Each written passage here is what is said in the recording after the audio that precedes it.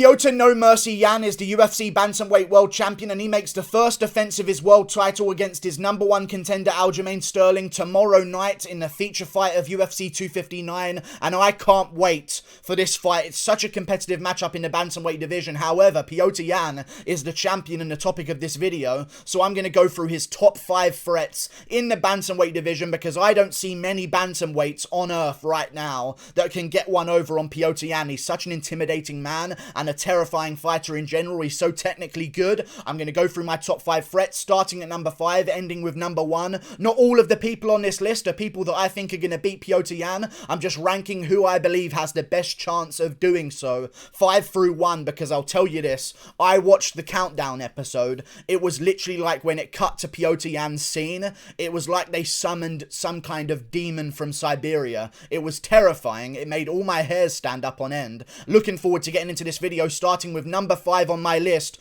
Cody No Love Garbrandt is number 5 on my list. He's a very dangerous bantamweight. I know there's a lot of jokes about Cody Garbrandt being no chin and he's terrible and he's just going to get KO'd with his glass chin, but Cody Garbrandt is a very dangerous contender in the bantamweight division, and we saw in his last fight against Rafael Assunção that regardless of what you feel about his technical striking defense or anything like that, the man has got shutout knockout power, and I do believe that the fight between him and Petr Yan would be on the feet, and Cody Garbrandt, in my opinion, is the hardest hitting bantamweight in the world right now. I know Pedro Munhoz got a KO over Cody Garbrandt at one point in his career, but still, Cody Garbrandt, very dangerous man, lightning fast. If Petr Yan goes out there and just takes him a little bit lightly, Cody Garbrandt can land that big shot right on the chin and shut anyone's lights out in the bantamweight division. He's got ridiculous power, and he seems a little bit more patient now as well, which could benefit him going into the Petr Yan fight. And one of the main reasons why he's not higher up on my list is because he's so emotional, and he already has some bad beef with Petr Yan.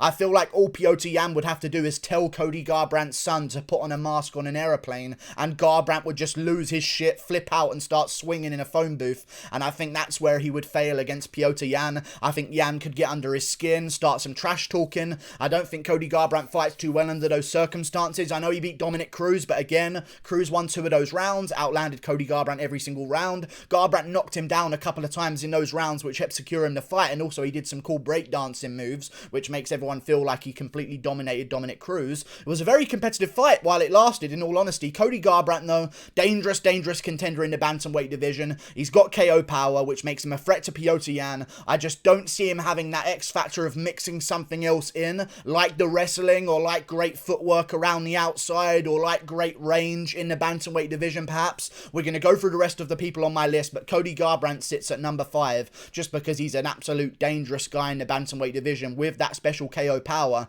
and that crazy speed as well. And if Petr Yan goes out there and gets caught slipping, he's going to be out cold against Cody Garbrandt. So it's a very dangerous fight. I just think that Yan would engage and get Cody Garbrandt to get into a brawl with him with his relentless pressure, eventually finishing Cody Garbrandt. However, moving on to number 4 on my list, not currently ranked in the UFC bantamweight division, but maybe soon to be ranked in the UFC bantamweight division, TJ Dillashaw is the number 4 threat to Petr Yan on my list. I think he's a very, very dangerous fighter, and as I said before about Cody Garbrandt, he doesn't really have the X factor of something else to mix in. TJ Dillashaw is the Swiss Army knife of the bantamweight division. He can strike, he can jiu-jitsu, he can wrestle, he can do whatever he wants. Like, you can go out there and expect him to get into a scrappy exchange with John Lineker, and instead he just completely neutralizes John Lineker on the ground for the entire fight long. TJ Dillashaw can do it all. The only reason he's not, again, higher on my list here is because of his age, 35 years of age. There's also some kind of uncertainty with how he's going to return, because I know that he didn't actually test positive at the bantamweight division,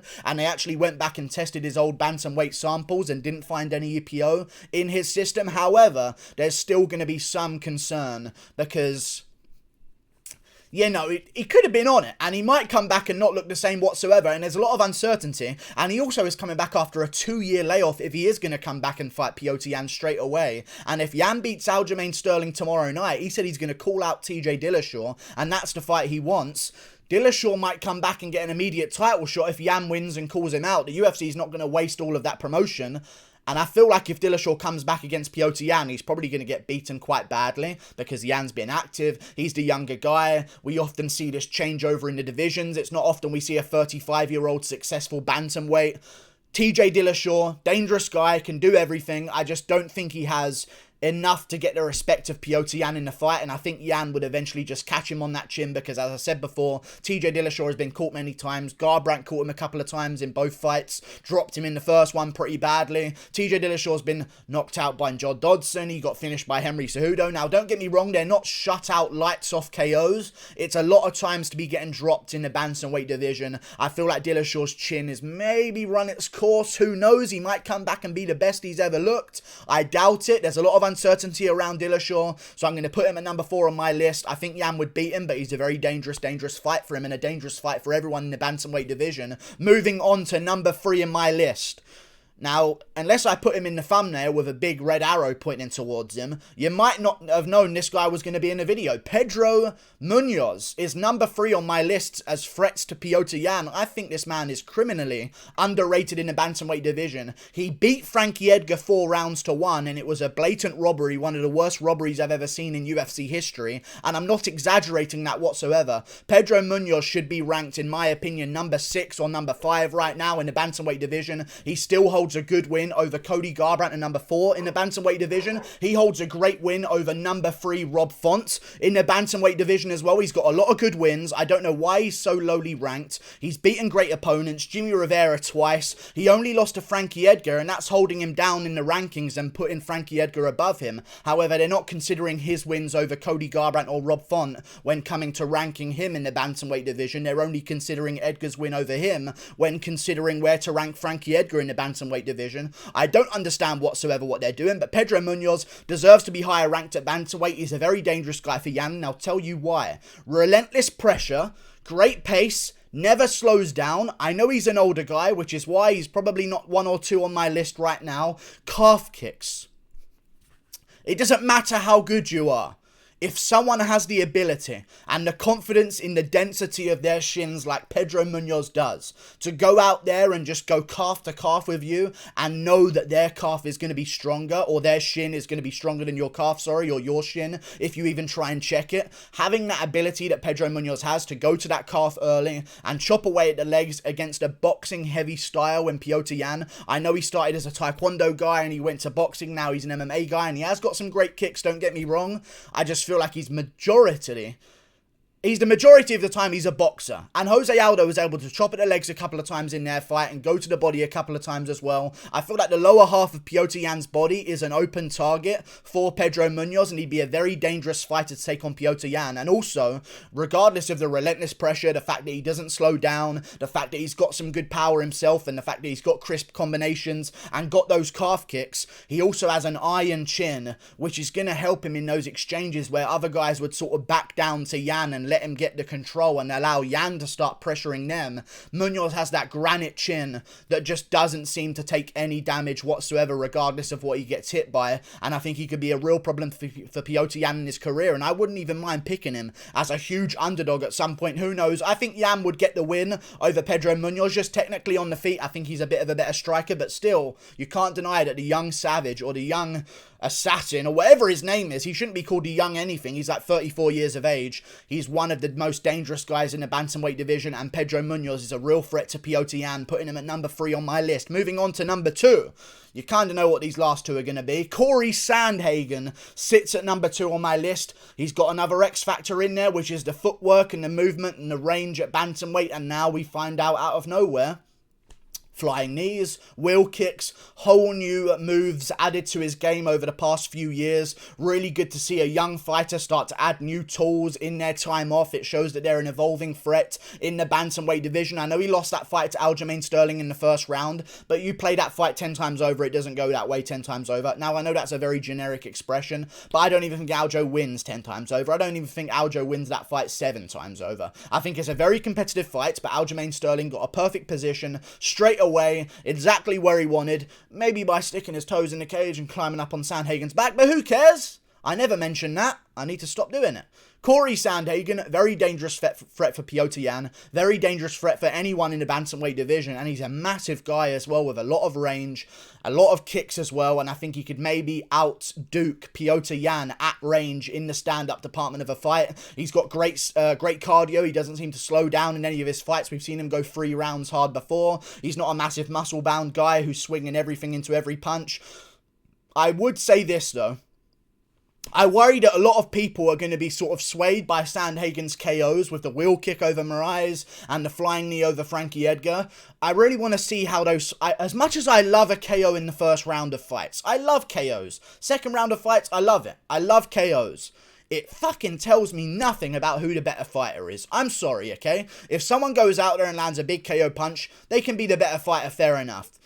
But it doesn't tell me any information about them themselves as a fighter and how skilled they are if you catch someone with a flying knee in the first round. I love that he did it. I love the flying knee. I'm glad he flying knee KO'd Frankie Edgar. He gained a lot of popularity because of it. However, it just doesn't give me any information on how things are going to go with you now if it does go 15 minutes and Yan's there in your face and he's landed a couple of good shots to the body and he's landed some good leg kicks of his own and Sandhagen's movement's starting to slow down a bit. I don't mind Sandhagen's chances against Petr Yan. I think me picking Sandhagen to beat Yan entirely depends on the result of this weekend. I want to see how Yan deals with Aljamain Sterling, and that leads us to number 1 on my list.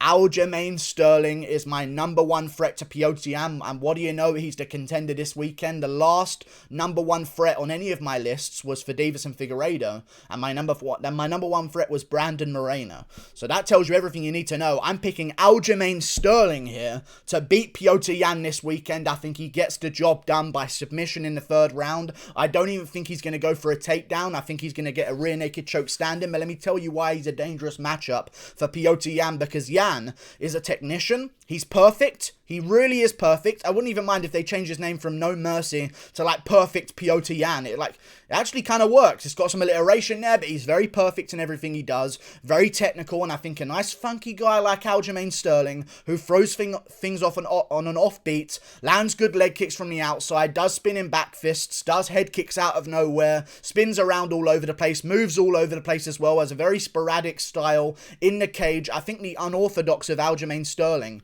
is going to ruin the orthodoxy of Petr Yan.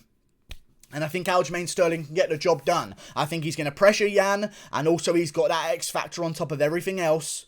The wrestling. The fact that he can go for grappling against Petr Yan, and Yan has to worry about Aljamain Sterling grappling him whenever he throws a punch, and Aljamain Sterling doesn't really have to worry about Petr Yan grappling him after every single punch, is a huge, huge, huge advantage to have in any single fight in MMA whatsoever. We've seen this throughout history. I think Aljamain Sterling's going to crowd him, pressure him early, go crazy all over him, throw a bunch of crazy techniques, shoot a bunch of takedowns. I don't care if they fail. The fact that there is so much diversity of attack coming towards Petr Yan, I think is going to make him hold back on throwing those perfect combinations, and I think he's going to be waiting for a perfect shot for too long, and during that time Aljamain Sterling's going to be racking up leg kicks, racking up front kicks to the body, racking up jabs to the face. He's got a 5-inch or 4-inch reach advantage over Petr Yan this weekend. He's a giant guy for the bantamweight division, bigger than Petr Yan. I think that Aljamain Sterling's going to beat him this weekend, and I think that's why he's the number 1 threat to Petr Yan in the bantamweight division. But other than that, there aren't many others. It took me a while to think of who I was going to put on this list,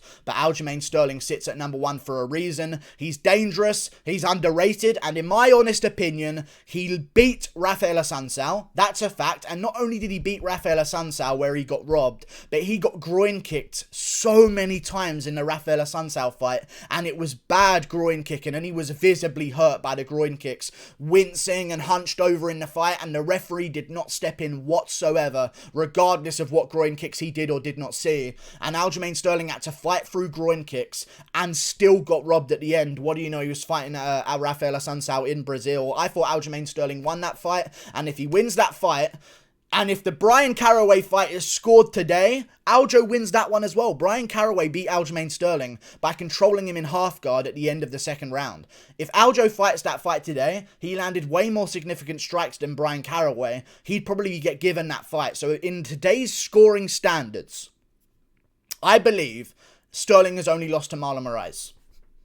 Come at me. I think he might actually be, 22-0 or 21-0, whatever his record would end up being, or 21-1, sorry. The Marlon Moraes loss is a loss. Went for a takedown, got kneed on the way to it. Very good fighter is Aljamain Sterling. The only worry that I have for him against Petr Yan is that his chin might not take too many big bombs off of Yan, but Yan doesn't really sleep guys with one punch or anything like that. He's a combination finisher. He beats you down, he breaks you down, he breaks you, as he likes to say. I think he's going to lose to Aljamain Sterling this weekend, but I really hope that I really hope that he proves me wrong, because he is one of the most marketable champions we've had in such a long time. And I'll say again, that countdown segment they had for him, other people get edited over to in the embedded or countdown episodes. Yan gets summoned. He gets summoned into the countdown episodes. He's terrifying. Like and subscribe. Thank you for watching. Click that button up there. See you later. Toodle pip. I'll see you tomorrow. I'm doing a fight companion for the entire event. It's going to be a good one. Goodbye.